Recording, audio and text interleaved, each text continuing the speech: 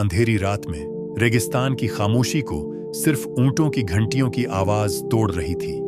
एक काफिला शाम की तरफ रवां था, लेकिन काफिले के दरमियान एक नौजवान सवार खालिद के दिल में तूफान मचा हुआ था। वो अपने बाप का दिया हुआ एक पुराना संदूक साथ लिए जा रहा था। संदूक पर ताला लगा हुआ था और बाप ने मरने से पहले सिर्फ इतना कहा था, बेटे, ये संदूक तुम्हारे ईमान की आजमाइश है, कभी उसे गलत हाथों में मत देना। खालिद हैरान था, आखिर इसमें है क्या? सोना, जवाहरात या कोई राज? काफिला अभी आधे रास्ते में था कि अचानक अंधेरे से घुड़सवार डाकू नमूदार हुए। तलवारें चमकने लगीं, चीखो पुकार गूंजी। डाकुओं का सरदार गुर्राया, संदूक हमारे हवाले करो वरना सबको मार डालेंगे। खालिद के हाथ कांपने लगे। दिल ने कहा, संदूक दे दो, जान बच जाएगी।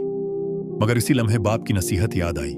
खालिद ने तलवार खींची और बोला, यह संदूक मेरी अमानत है, जान चली जाए तो जाए, मगर ये नहीं दूंगा। लड़ाई शुरू हो गई। काफिले के कई लोग जख्मी हुए, मगर अचानक दूर से अजान की आवाज आई। डाकू लम्हा भर को रुके।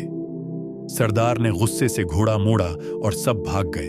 खालिद खून में लथपथ बैठा सोच रहा था, क्या इस संदूक में वाकई कोई खजाना है जिसके लिए डाकू जान देने पर तुले हैं?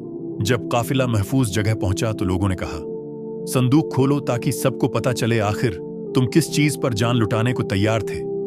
खालिद ने ताला तोड़ा, संदूक खोला और अंदर सिर्फ एक कुरान पाक था। सब हैरान रह गए, कुछ हंसने लगे। हम समझे सोना है, डाकू भी धोखा खा गए।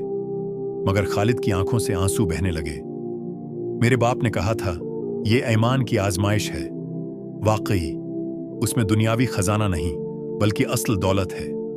मदीना पहुंचकर खालिद ने कुरान की तिलावत शुरू की। उसने काफिले के लोगों को बताया कि कैसे उसने जान खतरे में डालकर उसे बचाया। एक ताजिर ने मजाक में कहा, अगर तुम उसे बेच देते तो कई हजार दीनार मिल जाते। खालिद मुस्कुराया और बोला, जिसे अल्लाह का कलाम सस्ता लगे वही असल में गरीब है, और जिसे ये खजाना मिल जाए वो कभी मोहताज नहीं रहता। उसके अल्फाज सबके दिलों में उतर गए। कुछ दिन बाद खबर मिली कि वही डाकू सरदार गिरफ्तार हो गया है।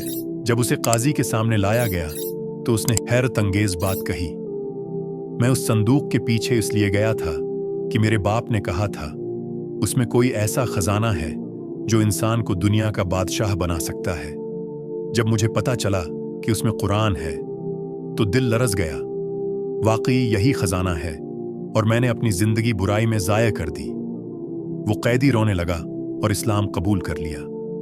खालिद मस्जिद में बैठा कुरान पढ़ रहा था।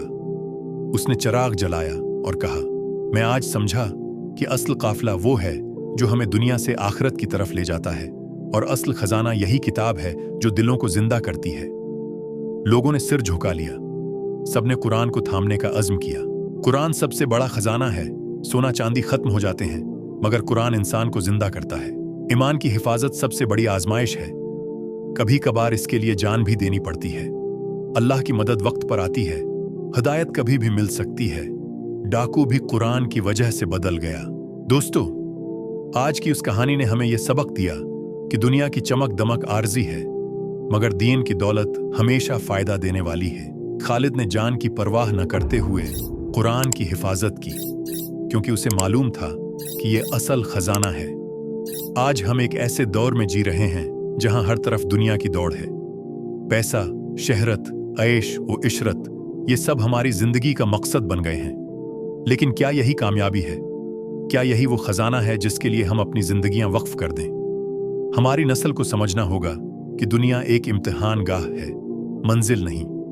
जो लोग सिर्फ दुनिया के पीछे भागते हैं वो आखिरत में खाली हाथ जाएंगे, लेकिन जो दीन को तरजीह देते हैं अल्लाह उन्हें दोनों जहानों की भलाई अता फरमाता है।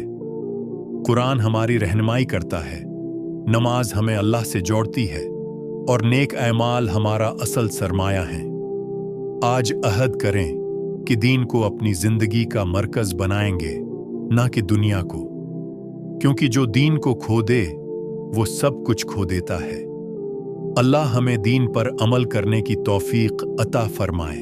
आमीन।